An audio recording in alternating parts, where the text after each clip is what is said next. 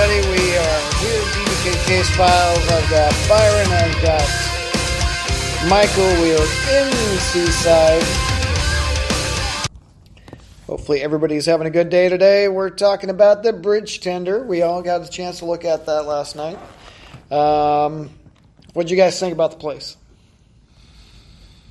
I think it was dynamic. Dynamic? It had some high potential for sure. Just the number of guests was restrictive. But otherwise, there was some great stuff to find. And it was Michael's first time out there with the crowd. Mm-hmm. And what did you think about it? I know you had a few questionable people in your crowd. Yeah, well, it was my first time doing anything like that, so I had several things to consider. But I think it went pretty well. I'm sure we didn't get anything that could be construed as conclusive, any sort of, nature. I mean, because I would get certain readings on the EMF, but in a perfect world, you'd want to go and double check and see where, power cables and stuff like that were. But, yeah. Well, I do know that the owner of the place was with my group for a little bit. Funny part was she was going through all the boxes that were up in all the rooms up in the brothel. And as I'm walking out, she's going through boxes. She's owned it for 2 years now. She's going through boxes going, ooh, wine glasses. And yelling down to her husband, hey, do we need wine glasses? Yeah, we need wine glasses. I got a couple boxes here. Well, hang on, let me see what else I got. Wow, didn't even know. Didn't even know. She's just opening up. She goes, ooh, this is going to make a great tip jar. It's just giant wine glass. She's like, I'm taking this. I'm like, Yeah, that upstairs area is pretty messy. Well, it's obviously not seen any attention for quite a while. No, it's just been a store-all room for like the longest time. Of you just stock everything up there. I mean, it's got a couch. Yep. And the couch has been there forever because you're not going to get the couch through that little hole in the storage room. So that's been up there forever. Yeah. But now she ended up taking the haunted Chucky doll, the little yard gnome that was up there. Yeah, she ended up taking it home. Is that the one that was on the counter behind the bar last night? Yeah. She calls it ojo, Spanish for eye. Yeah. So. I warned her. I told her, listen, this thing is possessed. How do you know that? Because we've seen it look at people as we're doing investigations. Oh, nice. There's another elf or gnome or some sort in a box similar to it up there still. Because we were kind of glancing around, and the girl's like, check this out. She pointed inside the box, and there's the hat of this elfy character. We'll check it out tonight when we go back. Definitely. I know I'm going to cut down on the introductions a little bit because we ran out of time. Because, if we're starting on 1:30 to 3:30, and it's a half hour in each spot, so we'll try to get it a little bit quicker so we can get people through it. Yeah, it'd be great if we let Michael start upstairs with his group so he can get in there right away because he didn't get to go last night. Yeah. And then I'll start my group in the bottom. And then there's going to be people that are going to be coming in that didn't get to go upstairs. Right, so they'll get to go in first. Yeah, they're going to go in first thing. So it'll be a quick, hi, we're so-and-so. The building was built this date. There's a bordello upstairs. Divide into teams. Go. Quick, easy. But, what do you guys think about the Ghost Conference altogether? It's well presented. Rocky's done a great job for being, just him and one other person basically running it. Yeah. It's a lot of work to do and put together. We're aware of that. The vendors that are down there are great. Mm-hmm. I imagine the number of vendors will grow next year because COVID's kind of held everybody back still. But the stuff that we've seen is fantastic. Yeah. Well, I know the plan next year is for us to have a booth here. And like I was talking to Michael earlier about getting enough people so we can have a day shift because we got to be here at 9 a.m. So we'll have people that come in, start the day shift, let those of us that will do the investigation sleep a little bit longer, if we so choose. You're crazy because you just I woke up at 8:30 this morning. I was ready to go. I was like, okay, I'll try to sleep some more because I probably should. But Oh my god. yeah, I was. Here I am going. We're dragging, and Byron's over here going, "Come on, let's go. Let's go to a cemetery. Let's raise the dead. Make it happen." Yeah, right. I've got my coffee. I'm ready to go. We're at the ocean. We can raise the dead out of the water. We don't need to go to the cemeteries. Well, I mean, we are at the graveyard of the Pacific. Right. Yeah. Peter Airedale, go over there, see what's Nobody going on. died in that shipwreck, though, so everybody got off that one alive. Yeah, but how many other shipwrecks There's a were lot of them around? in the Mouth of Columbia that are. Yeah. The bar. Yeah, I know we're just missing our demon bait Bill. Because he's fun to put into a situation where he's going to play the skeptic. Like the last time we were here, we took him upstairs into the brothel. He was doing the cameraman, and I had a bag of change. And I'm like, "All right, madam, I've got a customer here for you. I got some money." And the spirit box said, "It's not enough." I told my group about that last night, and they all thought that was great. That's hilarious. Not only did she say it's not enough, but he's like, "Hey, come on, I'm a single guy," and she kept putting him down, one after another, putting him down, shooting the guy down, and it was like, "Well, come on, what do I get for what's in the bag?" And nothing for you. Wow. So see, that's why it's fun to bring Bill around and just he becomes the butt of the joke and he lives up to it. And he loves it. If he happens to be listening to this, you know you love it. Poor guy. Well, you know, he's bear bait, Sasquatch bait, demon bait, ghost bait, Shark bait. shark bait. Crab bait. We put him in the situations that, unlike Ghost Adventures, when they're always sending Aaron down to the basement. Wait. We don't put him in the situations. He puts himself in the situations. We give him an opportunity, and he just kind of runs another direction. I haven't even met Bill. Bill's a good guy. Yeah. He's a good guy. He's had some friendship. Unless, of course, you know, we sacrifice him to a dark god of the nether regions. And Well, I could see where you might take some umbrage with that. I don't think they take him. well, the dead prostitutes wouldn't take him. They said they didn't have enough money. That's got to be a blow to the ego. It's like, my girls have standards. Even though they're dead. Love you, Bill. Bill's going, yeah, right. But upstairs last night, the last few minutes we were there, one of the guests brought a REM pod with her. She brought a lot of fun toys. But she brought a REM pod, had it set up there, and we'd been trying to get some sort of response all night. Last 3 minutes we're up there, it just started going nuts, and we're like, crap, we got to shut everything off, and we just get going. So it'd be nice to have a little longer trip, to sit up there and do things. This half-hour rotation is really hard to get settled in a position where you can at least get, a spirit or two comfortable with communicating. Let alone, with all the guests there at once. It gets a little loud, they trip over each other, people are talking, so EVPs are almost impossible. Yeah, which is why I didn't bring any of that gear. That's why hopefully we can get back into City Hall, we can get back into the Klondike, we can get back into places where we have our own investigation with no guests, and we can make it an actual full-blown investigation. This isn't technically a real investigation. It's just a few... I mean, a lot of people are bringing in backpacks with REM pods and everything else and digital recorders.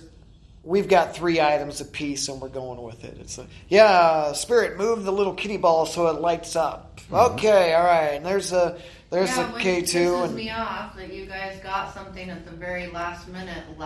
Same thing for him. So we've been trying to get those little kitty balls to work all freaking night because my group was like, I want to see it, because they kept bumping it themselves to see, it really does work. And then I leave my stuff upstairs because Darren and I kind of intermingled our groups because people were starting to leave.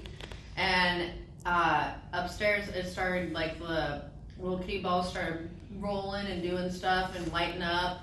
And the K2 meter started lighting up. We had nothing on that all freaking night. We were trying so hard to get Spirit to do something with them. And they didn't. And then we go downstairs and you're upstairs, and what happens? Well, I set up a kiddie ball too, and nothing happened in that upper area, in the mini mart area. But we got a lot of words up there. And an interesting thing is that we got the name Robert, I believe, 3 times over there, and the name Emily twice. And then somebody attributed Page to a name, but it wasn't spelt like a name for Page. It was Page, like a book. Mm-hmm. But then we moved over to the bridge tender itself and went upstairs, and we got David. Which we got David upstairs and downstairs multiple times. So there's confirmation from 2 different investigation groups that both got David on their systems. Was yours on the Spirit Box? Spirit Box. See, yeah. we were on Obulus. Oh, I nice. picked it up there. So there's definitely some sort of David thing going on, and Robert was really mentioned enough to maybe do a little research and see if there's a Robert associated with up there. Do you know if there's a David? We don't know yet, but one of the bar people that was locking up last night suggested that maybe we check out the museum because they help with the information of the kids and things that were associated with that area, that situation. Yeah, which room did your balls go up on?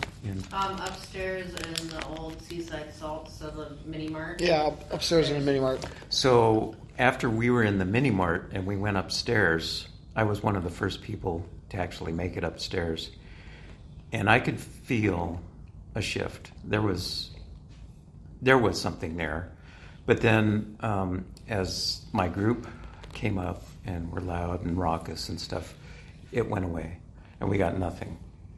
We didn't get anything. Was it right at the top of the stairs when you Yes. got there? Yeah. Mm-hmm. That area there, I actually picked up some anomalous magnetism on my EMF reader. I went through and kind of did a check to see where the AC bleed was and told people just to kind of stay away from those areas because it can, screw with their instruments. But I wasn't getting any AC readings, and all of a sudden my magnetism jumped right there at the top of the stairs, close to that doorway. It's right there. And it went off the chart. It totally went red on us. And then it dropped back down and 0, nothing else for the rest of the night. So it wasn't like something in the area. Yeah. It was just this floating magnetism they hit. Yeah. Did you later go back and see if it was still there? Yeah, I went back was several it still times there? throughout the evening. It was not there. Yeah, see. And then some people went into the adjoining room and they're like, oh, it's cold. And then they're like, Well, the window was open.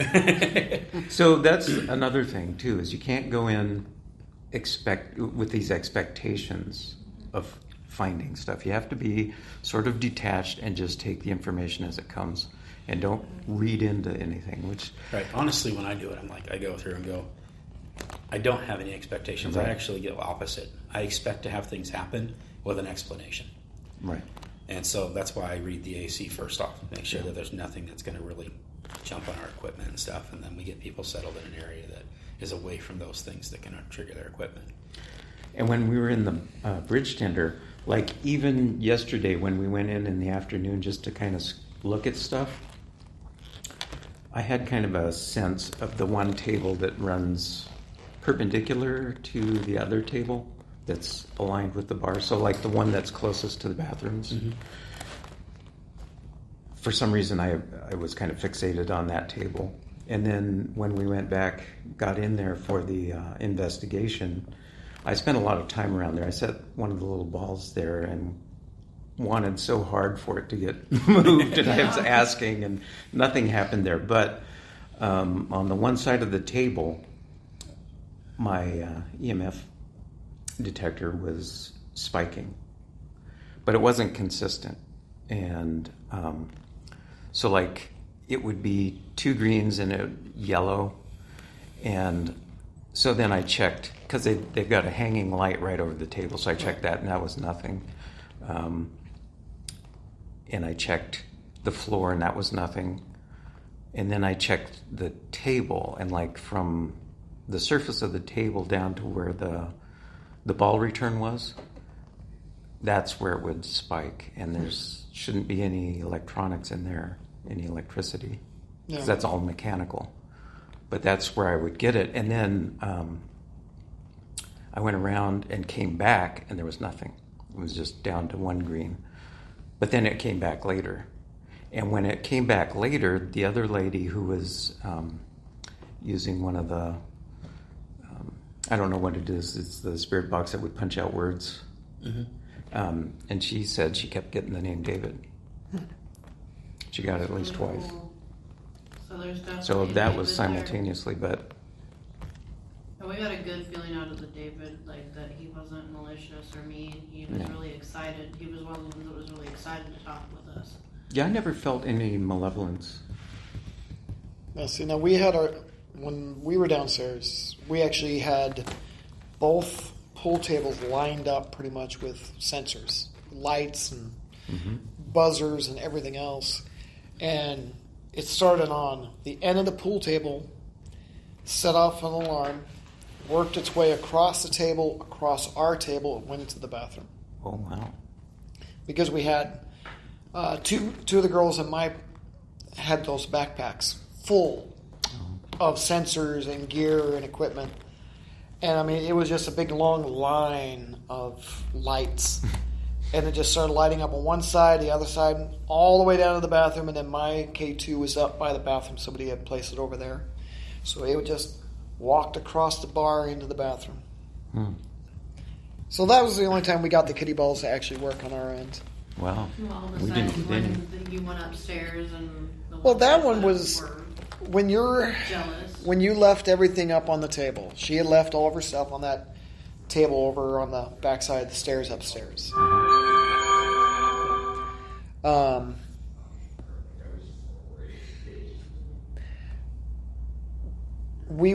Me and the two ladies were talking about past cases and demon houses, and that's when everything started lighting up on and flashing and everything.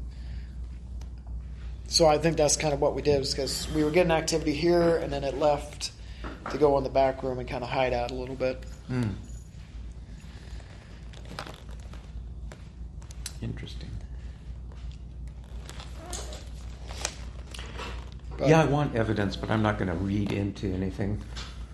You know. Yeah.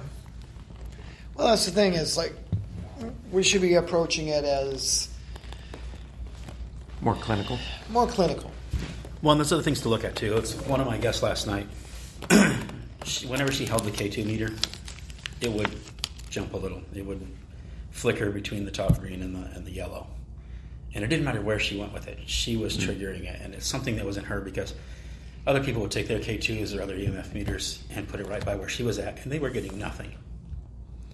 So, you know, sometimes people just have extra energy in themselves. She was very excited. She'd never done this before. She said she'd been associated with ghosts in the past, had seen things, and this was her first time to actually go on a ghost hunt. And she was wired to go. She was very excited. So I think part of that energy can be picked up by the EMF sometime, and some people just have that ability to mess up their own equipment. Yeah. You know? Everybody has an electromagnetic field, so. But then you also, with electronics, you always have the electronics factor. Not everything's manufactured exactly the same. Oh, and I guarantee you, a lot of the K2s are, since they're all knockoffs now. Yeah. That a lot of them are just built, and they're $27 now on Amazon. So Yeah. Yeah. Well, I mean, all these things are they're basically toys. Yeah. End of the day, they say to really do a good investigation, use your body, your senses, a digital recorder, and a camera. You know, everything else that we've got is just toys. yeah. You know, and we're collecting Pokemon. You just can't stop at one. Because, you know, some people were talking about they've got 6 cases of crap that they had to correlate down into a backpack for an investigation. You know, and like I explained to them, I'm like, yeah, we've got motion sensors that have audible alarms. We have light sensors that are motion activated. We've got enough crap that if we did an actual investigation where we've set up lights down a hallway and one will turn on, then the next one will turn on, the next one will turn on, but they're spaced where they're not going to activate each other. Right. And then they'll turn off as something's walking up the hallway. You know, we've gotten footsteps coming up the hallway, lights turning on. So, I mean, we got a lot of stuff, a lot of toys. End of the day, they're toys. They just help us to get what we need. I didn't bring any audio recorders because it's just too loud. Yeah, because on playback, you're just sitting there going, all right, I hear 6 of my people and 12 people downstairs. And Yeah. I was really tempted to bring my security camera system that I haven't set up at the house yet. But I was like, we only get a half an hour a place. Yeah. We don't have any time to set up. You know, and in order to do that kind of investigation properly, you're going to need, half hour just to set up that piece of equipment. Yeah, which is why hopefully if we ever get back into City Hall, we'll have the opportunity to set up things. What are the More of chances a- that we get an opportunity to do an actual investigation at the bridge tender? I gave her my card, and we can talk to her. I'm sure they get hit up all the time by all sorts I'm of sure they do. Yeah. I know she's wanted to do a ghost tour once a month type of deal. But the insurance liability is so high that Absolutely. plus everything to get upstairs, that's your money makers, the bordello. All right. But you got to go up that little tiny hole, and Yeah, it's creepy. Yeah, Rocky was saying he believes there was probably stairs outside going up the building initially for that access. Yeah. Because the hole you go up into apparently used to be the bathroom. So we're literally climbing up the bottom of the toilet to get Yeah. inside. And it smells like it up there. yeah, It's- yeah, it reeked. It was bad it's last quite night. strong. Even the owner pointed out of, oh my God, this smells worse than last time I was out here. But What's your opinion on people in these kind of situations bringing a lot of their own gear? personally, I think it kind of works out a little bit better because, I mean, it used to be at one point we would have extra gear that people could use. But that means I got to bring more cases in. I got to take more trips. So people bringing their own stuff kind of helps out.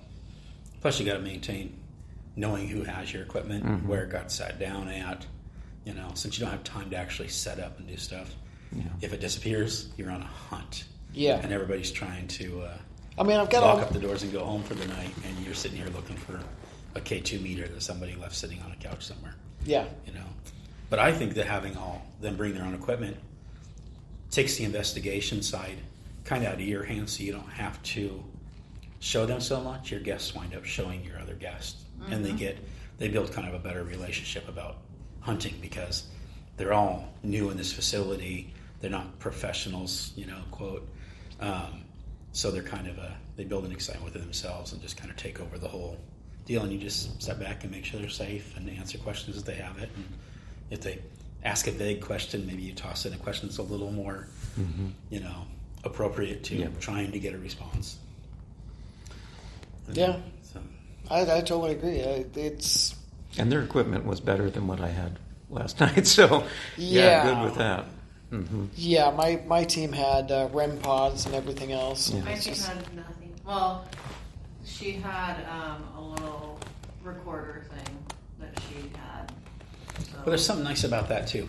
I think, if you wind up with a group that doesn't have any equipment with them, great. That means you can actually lead them along and have fun with Right. that trip. But, it's nice to have somebody that has a lot of stuff and has some knowledge to begin with and are willing to put their stuff out there and do it. Yeah. The Luckily, one I- lady in my team last night brought a case full of stuff. I mean, she had an Ovilus and a REM pod and, her EMF readers and some piece of equipment. I'm not aware of what it is. It puts a grid on a wall and then it has like an EMF sensor as well that, when something steps within the grid, the system picks it up and lights up so far. And pretty fancy stuff. So Oh yeah, I've looked at it. I was like, "Whew, you got to play with the other toy." But again, it's just more toys. I mean, I've got a laser grid. We set that up upstairs. Shot it down the hallway where the madam's supposed to be walking through. A lot of people had headlamps and everything else, so we'd be staring down the hallway, waiting on the dots to move or something to get in between. And then there's a red light up on the wall, and someone's like, "Wait a minute, is that Is that normal? Well, yeah, because so-and-so was back in the other room and they've got a red headlamp and they're just looking through. It's not a ghost. It's that is one problem also with doing multiple groups in the same areas is that you get a lot of bleed through from other areas. So, like I said, your guest had a flashlight going in another room and it broke through and went down your grid line, whereas, there was Michael's group was particularly loud, and so when we were upstairs and they were downstairs, there was no chance of getting any EVPs because there were just so much noise coming from down below. Yeah. That Because they were professional ghost hunters. They were professional ghost hunters. Yep. They were very dynamic and excited. And out of control. Yeah, I think they need to. I think that particular group needs to step down a little bit and recheck what ghost hunting is. Yeah, exactly. Because, it's like you go fishing and you start throwing rocks in the pond, you just scare all the fish away. These guys were so scary, I bet the madam was like, I'm out of here, you're too much like the bad ones. Mm-hmm. Well, that's why I use the hashtag not Zach Baggins on everything. Yeah. Because I'm not Zach Baggins, I'm not going to have that mentality of, I'm Zach Baggins, I'm going to do this, I am going to show you the mystical side of the world. Yeah. No, but some groups do have that, and you dealt with that last time, Mike. And the funny thing is, when we first stepped into the Minute Mart and let Byron's team through, I said, okay, we're not here to antagonize the ghosts. This is their space. We are visitors. And apparently nobody was listening. Right over his head. Yep. Because he knew what he was doing. So, when we were upstairs with your group downstairs, somebody was playing Dancing Queen. Oh, that was in the bridge tender. Yeah. I think Rocky did that. Because Really? he was there. Mm-hmm. See, he flat out even told us that they said not to do it. And okay, that cracks and me up. Rocky did it. Mm-hmm. So Yeah, my group did it upstairs, but the owner said, yeah, go ahead. Now, did you guys experience any negative We feedback got from the that? spirit box was kind of given a little bit. We had somebody doing it's called an SS method. They put on headphones, they're listening to the SP7. They're kind of away from everybody else, and you're asking them questions. Mm-hmm. While they're asking questions over there, we're playing a Dancing Queen over here. Owner says, yeah, go ahead. It's fine. Let's see what happens. And then the lady who's doing the SS method says, please stop. I'm like, okay, you can stop now. And so he turned it off. She's still over there. She's got the headphones on. She's facing a corner. She's just listening to the thing. I'm a little bit over to the other side. We're talking to the owner again and to a bunch of her employees and her friends. And she's saying, don't put sex workers down. Tells me she used to be an exotic dancer. Her staff is made up of all women because men don't stick around long. Mm-hmm. So she was making the comparison. She goes, well, I guess I'm the new madam because I'm the boss and all the women work for me. And we only employ women at this point. Not by choice. well, there was that one guy. That's her husband. No, there was that other guy that told us about the totem thing. Yeah, that's a whole different story. Well, he works there. Okay, but it's mostly women. Anyways, back on topic. Control chaos. So as that's going on, and she's saying, well, I think the madam would enjoy what I'm doing because I am kind of like the madam. I have all women pretty much. And out of the back corner you hear, yep, that's right. That woman has no idea what is being said anywhere else. She's got noise-canceling headphones. So she cannot hear us. Plus, we're in a whole separate room in the back corner kind of whispering. And it's like, I'm like, well, there you go. Yeah, we experienced no ill effects from Dancing Queen downstairs. But I don't know, is the madam reported to do anything downstairs? The last owner said that every time Dancing Queen would come on, glasses would be broken. So I read a deal that said that she would toss the CDs until she removed it from the player. So obviously it wasn't the wall player, it was an older player they had at the time. Well, I just think it's funny because we were talking about not antagonizing, not playing dancing queen to her husband downstairs. And her husband's like, yeah, we really appreciate that. And then his wife upstairs, yeah, go ahead. She was very much in the moment of just having a good time. She's pretty awesome. Just Yeah. wanting to have something happen. I like her a lot. I like her a lot. We didn't even talk about the start of the night, though. We're all out there waiting, and we got that great visual and nasal experience.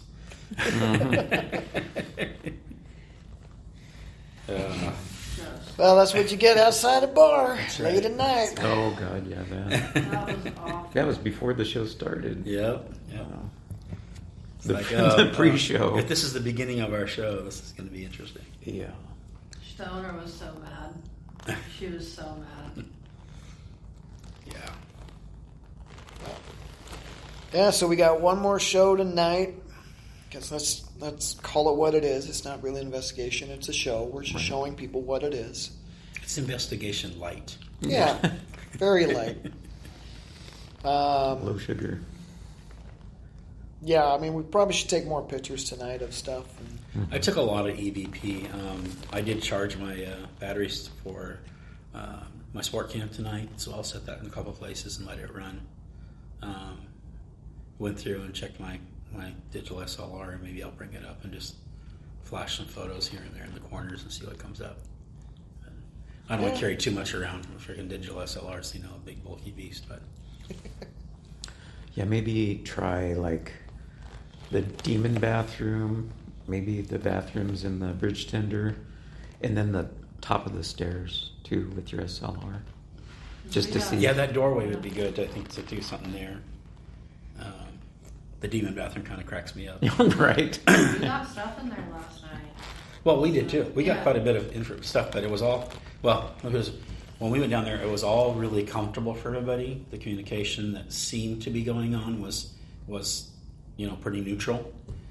And then towards the end of our time in that room,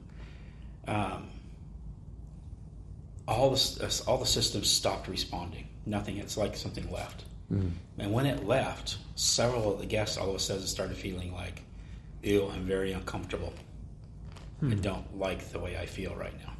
Mm-hmm. And it was like three of them. I had 6 people in my group, and 3 of them were very responsive Yep. That was emotionally.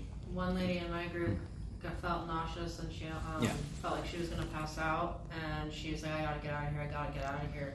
I was like, okay, well, if you need to step outside, you can step outside, and I was like, the same thing happened to Darren a couple years ago, and we did this too.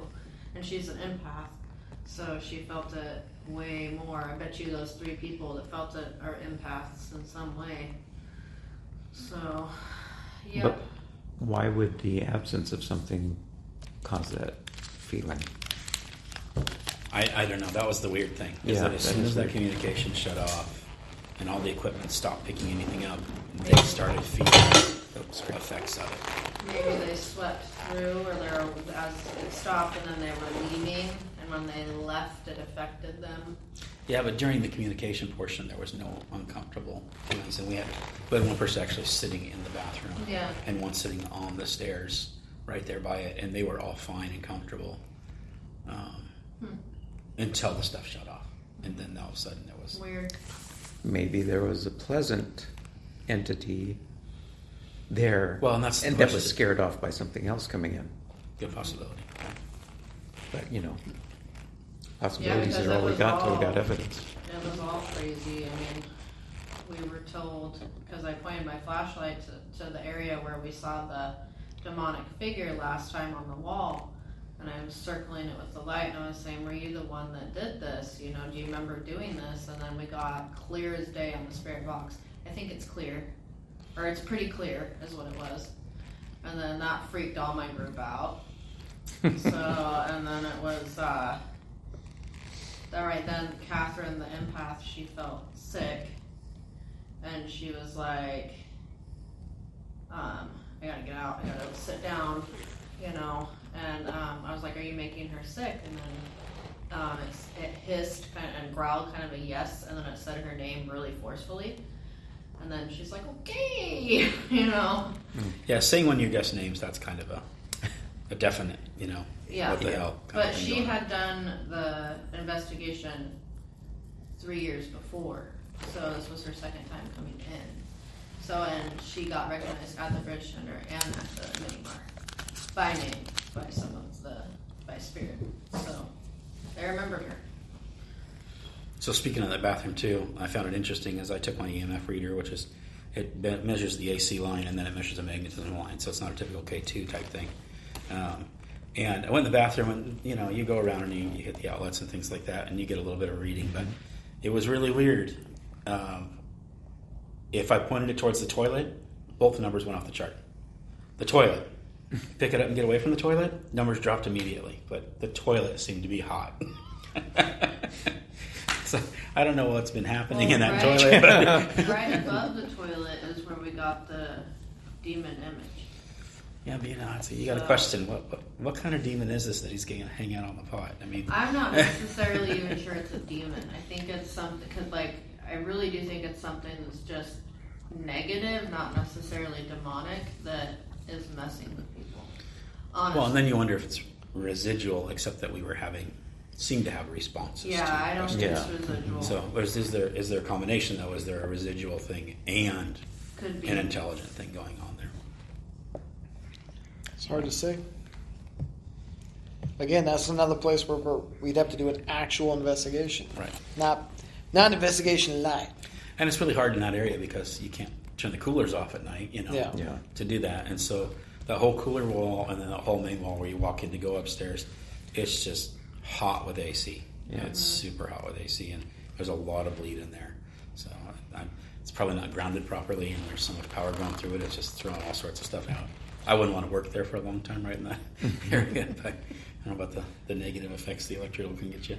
Mm-hmm. But Yeah, and there was a lot of electricity in the bridge tender, like you walk through the doorway right to where the ladder was to go upstairs, and there was all sorts of, because then there was a little pump there of some sort and a refrigerator, and they were both, throwing off a bunch of EMF. Yeah. And the ladder kind of acted as an antenna for it as well, because it would spike around the ladder. that's interesting because that was a fiberglass ladder. It's intended to be laid up against the electric. It was a lot of aluminum, but I don't know. the rungs, yeah. Yeah.